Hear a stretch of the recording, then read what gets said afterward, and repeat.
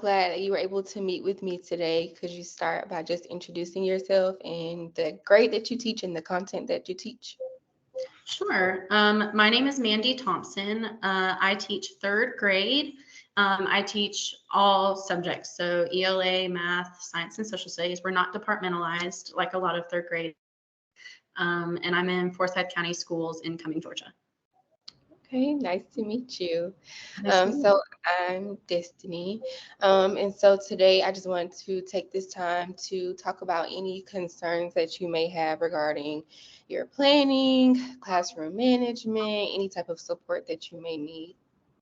Sure.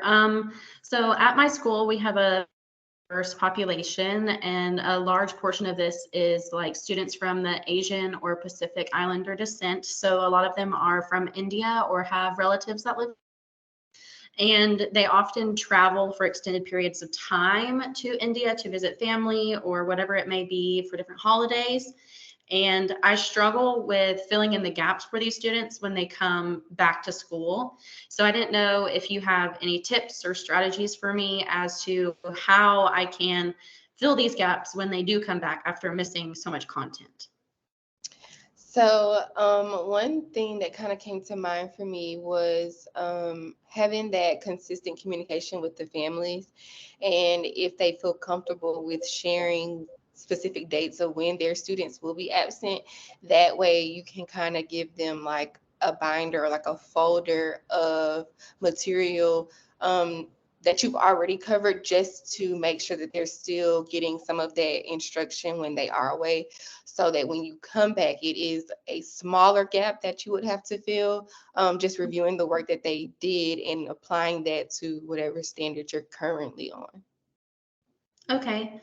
That's definitely great for when they know that they're going. It's just sometimes, like year, there's been one student that had to leave for like 3 weeks because there was an emergency in the family. I think her grandma had passed away suddenly. And so Mhm. it was like she was here one day and gone the next. So it was like I didn't have time to make a folder or a binder, which, I, like you suggested, I feel like I could have easily done that if I had even just a couple of Right. days. But, it's really hard, like not being able to do that. And also on top of that, once they've been out of my class for 10 days on attendance, they get taken off of my roster.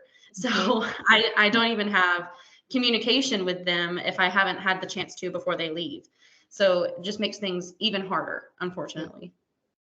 I definitely know what you're experiencing. I actually experienced that during my student teaching, um, because a lot of the population where I was serving, they were farmers, and so they wouldn't come to school because they were too busy helping their family farm. So I definitely understand your frustration. And one thing that my supervising teacher had to help me realize is you have to just control what you can't control, and those are situations like you can't control some of those things. So just doing your best that when those students are in your classroom, that you're just meeting them where they are. Yeah, that's true. I know, at least for me, I thought about like doing almost like a spiral review type thing when they come back. It's just making the time for that is hard. Hmm. Like you already have so much that you're trying to teach, and you have those small groups that you need to do for remediation in the moment. It's hard to then spiral review with things that we've done in the past. So I think like one of the things that I want to try to do is just be intentional with planning a small group for spiral review, because it's not like I have 4 or 5 students that are out at a time. It's usually like one or two. Like right now, I have two out right now that will probably need similar, instruction because they've missed similar things. So I guess really just being intentional with what I want to do. And like you said, controlling what you can control. I kind of need to write that down too, because that's something I tend to forget. It's a great Yeah, saying. Control what you can and let the rest go. yeah. I'm actually writing it down because that's important.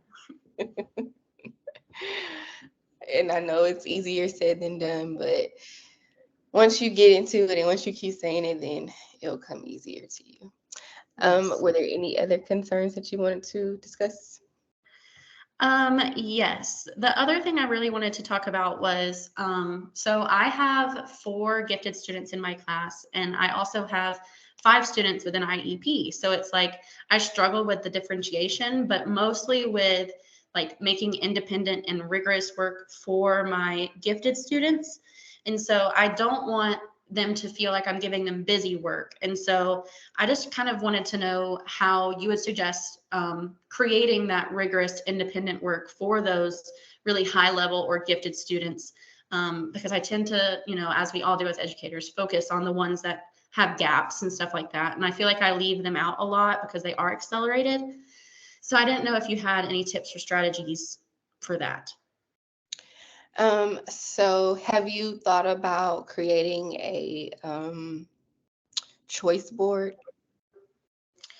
I haven't.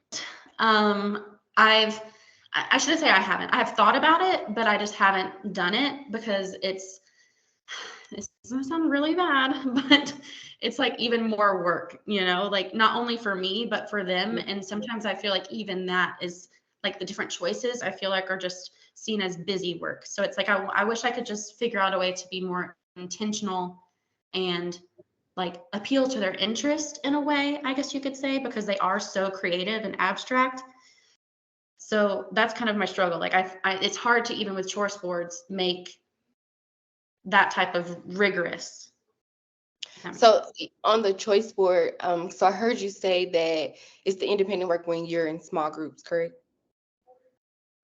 Not necessarily in small groups, but just like independent work in general. Like if I'm doing independent work with the class and I'm students or small group, like you said, yeah. Okay, so one thing that kind of came to mind for the accelerated group was like an extension piece. So um, I don't know if your students like hands-on things. So an extension of what you've already taught. So they're showing that they've mastered the concept, so they should be able to apply that to real world connections. So creating a project for them to a product for them to create. So something that they could work on gradually over the course of the day so that you're not having to feel like they're doing busy work and so that it's not so much work on you as well. If they have Mhm. something that they're working towards, a goal that they're working towards at the end, then again, it's less work on you, more work on them, Mhm. so to Yeah. speak, for the accelerated group. Or you could, hmm, I do like what you were saying though about like creating a product and doing it gradually over time. Sorry, I'm making a note about that because I feel like that helps them too with like their independence, like making mhm, sure that they are keeping themselves on track and they have maybe like a deadline or something of when they have right. to have it done, but it's like they're still like in charge of their own learning. So I like that. And I know kids love to do projects, so that's something. And like that's something that administrators love to see products of student work. So that'll also be good. Yeah, and I would like to especially maybe find something that's like a PowerPoint or something like that, maybe. So that way, then maybe they could also share it with the class. Because I feel like a lot of, or at least my students, like to share their work, Hmm. especially if they're proud of it. So maybe I'll make a note of that, like a PowerPoint that they make over time, and then can share their work with the class. And within that, like have checkpoints so they know, like, hey, she's going to be looking for this by the end of the day. So I have to make sure that I get here again, putting the accountability on them.